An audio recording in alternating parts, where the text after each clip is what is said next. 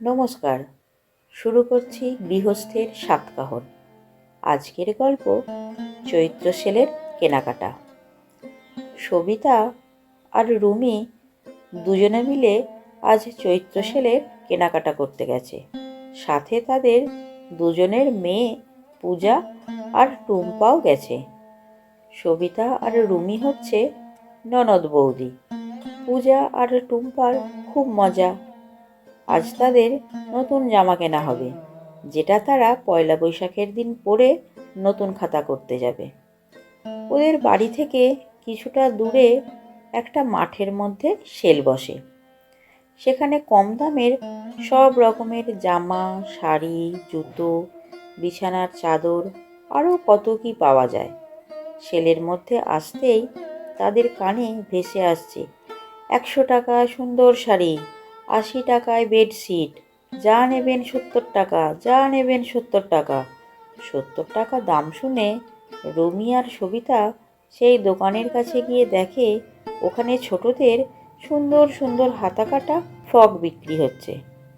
ওদের দুজনের পছন্দের দুটো ফ্রক কেনা হয়েছে, যেটাতে টুম্পা আর পূজা খুব খুশি হয়েছে। এই ফ্রকগুলো পরে তারা পয়লা বৈশাখের দিন নতুন খাতা করতে যাবে। তার সাথে আরও টেপ ফ্রক কেনা হয়েছে গরমে বাড়িতে পরার জন্য।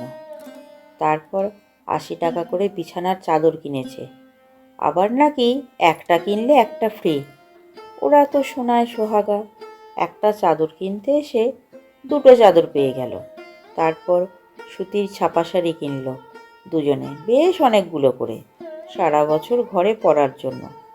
সুন্দর সুন্দর ম্যাক্সি ঝুলছে দেখে কেনার ইচ্ছা হলেও কিনতে পারল না। যদি বাড়িতে আপত্তি করে সেই ভয়ে। বাড়ির বউদের ম্যাক্সি পরায় যদি অশান্তি হয় বাড়িতে, সেই ভয়ে আর কিনল না।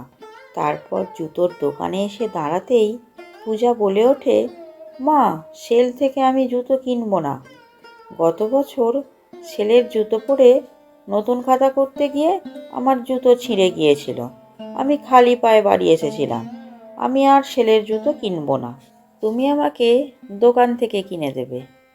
তারপর তারা বাড়ির ছেলেদের জন্য লুঙ্গি, গেঞ্জি, গামছা কিনে বাড়ি ফেরে। বাদাম ভাজা, ভুট্টা আর আইসক্রিম খেতে খেতে বাড়ি ফেরার সময় দুই বোন বায়না ধরেছে তারা আর হেঁটে বাড়ি ফিরবে না। তাদের পায়ে ব্যথা হয়ে গেছে, তাই তারা ভ্যান রিক্সা করে বাড়ি ফিরবে। বন্ধুরা, তোমাদের কি সেলের কেনাকাটা হয়ে গেছে? তোমরা সেলে কি কিনলে আমাকে কমেন্টে জানাবে। আর আমার গল্প যদি ভালো লাগে তাহলে অবশ্যই লাইক, কমেন্ট ও শেয়ার করবে। আর সাবস্ক্রাইব করে চ্যানেলটির পাশে থাকবে। ধন্যবাদ।